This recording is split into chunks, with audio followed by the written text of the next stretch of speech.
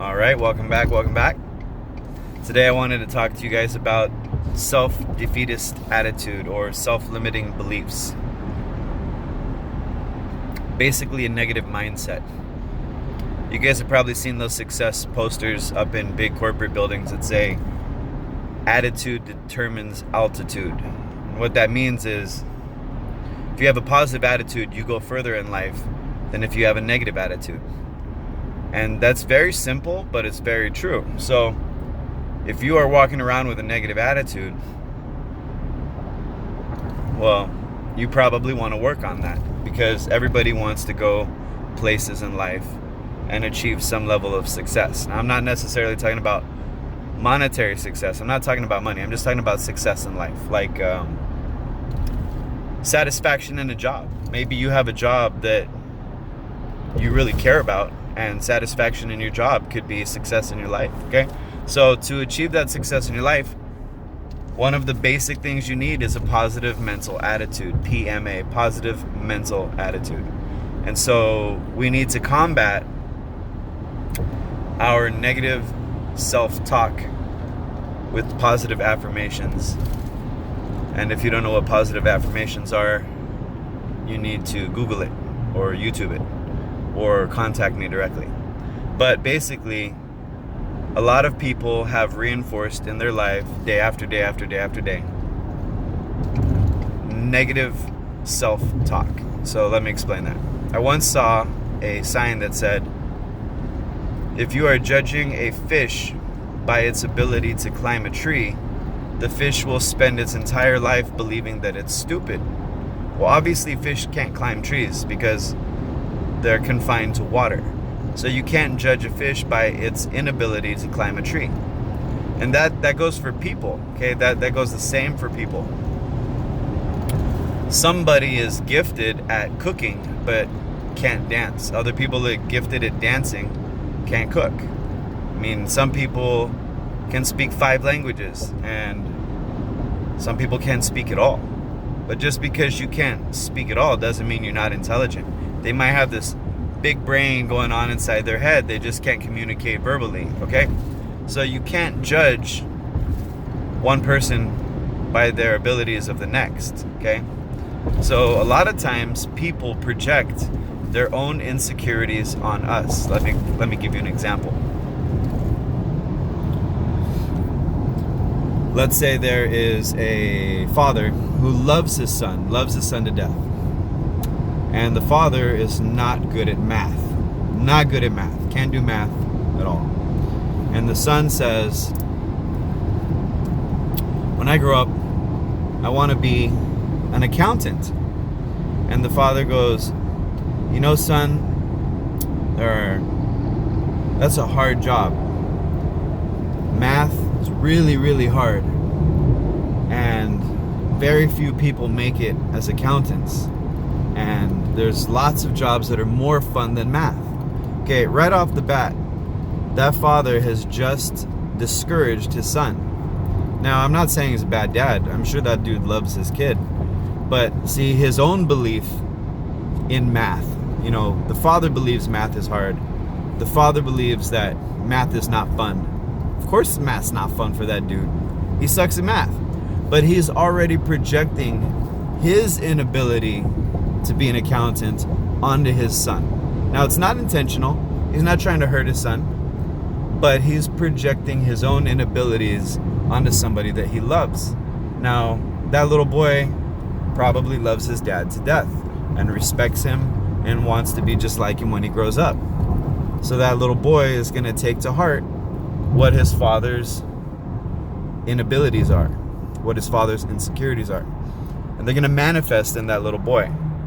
So you can see where I'm going with this. The point is sometimes, that's just a small, simple example, but sometimes people project their own insecurities on other people around them.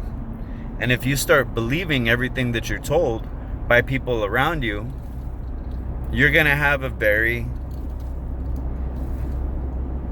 very hard life where you don't challenge yourself because other people have discouraged you, okay? Let me give you another example. Let's say you are a little kid. Let's say you are a little kid, and when you're coloring at home, you're drawing pictures, crayons, markers, coloring books, freestyle drawing, pencils and papers, and you're drawing. And what does your mom tell you? Baby, that's great. Baby, I love it. I love it. You are a great artist. And what do? Parents usually take those pictures and they hang them up. Hang them up on the refrigerator with a magnet. They hang them up with Scotch tape on the wall. They put them in their car so that they can, but guess what? Your parents love you. Your parents are going to tell you that probably even if you suck, right?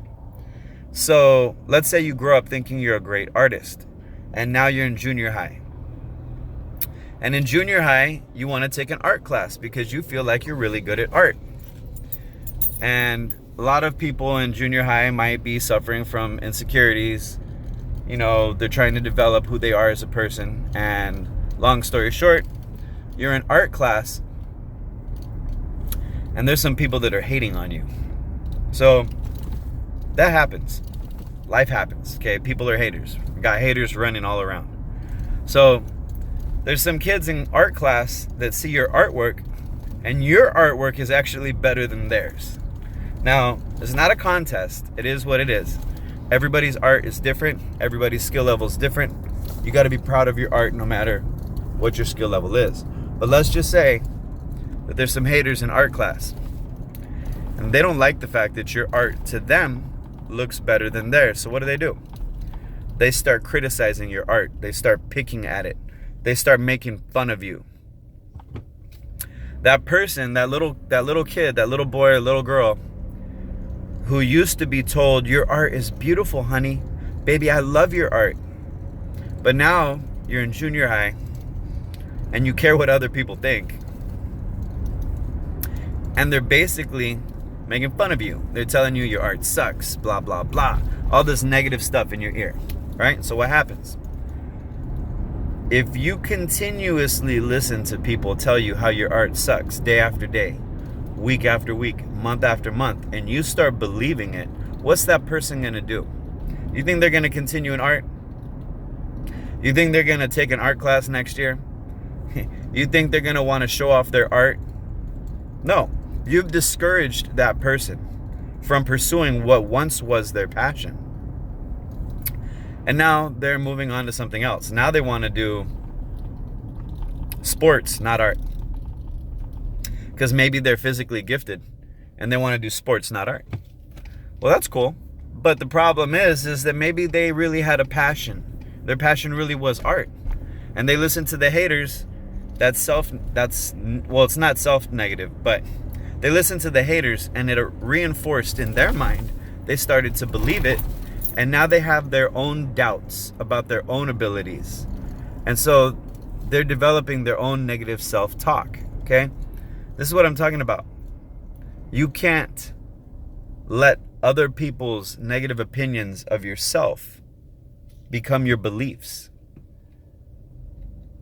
You have to pursue your passions. You have to follow your dreams. You have to develop your own positive mental attitude. All right? If you have a passion for dancing, and let's say you're not that good at it, you don't say you suck. You say, I'm a beginner. You say, I'm learning. You say, I'm not as good as I want to be yet. Okay, those are positive. Saying you suck when you're a beginner, well, everybody sucks when you're a beginner. That's ridiculous. All right, so you guys see the power that people have over our own mental image. What we believe in ourselves is sometimes projected upon us by other people, and it becomes our belief system, our negative self-talk. So you have to fight that, and one of the ways you fight that is by positive affirmations. So you may find this difficult, and some people may find this easy, but I want to challenge you to take a pen and a piece of paper, or go on your phone and create a list of 10 good things about yourself as a person and 10 things that you're good at. Okay? Try to create that list. If you can't create that list, then you need to start asking your friends and your family to help you with that list. Okay? To help you figure out 10 good things about you as a person, and 10 things that you're good at. Okay? Once you have that list, you need to hang that list up in your bedroom. So every day in the morning in your bathroom, when you're brushing your teeth or combing your hair, you need to read that list. Okay? Those are positive affirmations. You should be reading that list before you go to bed, but if you want to read that list when you wake up, that's cool too. So, okay? You need to develop, and you need to help other people around you develop those positive affirmations, positive belief in yourself, your own abilities. And you need to combat that negativity that creeps into your head and then grows and grows and grows and holds you back. A lot of people have that limiting belief in themselves where they believe that they can't do it. I believe that I can't dance, or when you really can, but you just believe you can't, and then you never even try. People don't try to learn how to dance because they believe that they can't dance. What if Van Gogh was discouraged by all the people that didn't appreciate his artwork, all the people that didn't appreciate his artwork, that didn't like it, that thought it was unconventional, that thought it was crazy, that didn't appreciate it? What if they actually got into his head and convinced him that he sucked at art and he should pursue a different career? Van Gogh probably could have been a plumber, and the world never would have benefited by his artwork because he would have stopped painting because he listened to somebody's negativity, and that became his own self-image, and it would have limited his pursuit of his passion. Okay? What if the guy that developed penicillin was told when he was a little kid that he was never going to amount to anything? What if he was told that he was stupid? See, you can take a little child, and if you continuously call them stupid, guess what? They're going to become stupid. Now, that seems a little harsh, and I bet you that stings for some of you guys watching this video. But if you constantly call a kid stupid when they're small and they choose to believe you, they will no longer attempt to become smart because you have already defeated them. Okay? A person's belief in themselves is probably the easiest thing to break and the most powerful thing to make them succeed. So if you really want to help your kid or your niece or your nephew or your best friend, you need to teach them I can, not I can't. Okay? Focus on yourself, but once you believe in yourself, you need to start helping other people believe in themselves.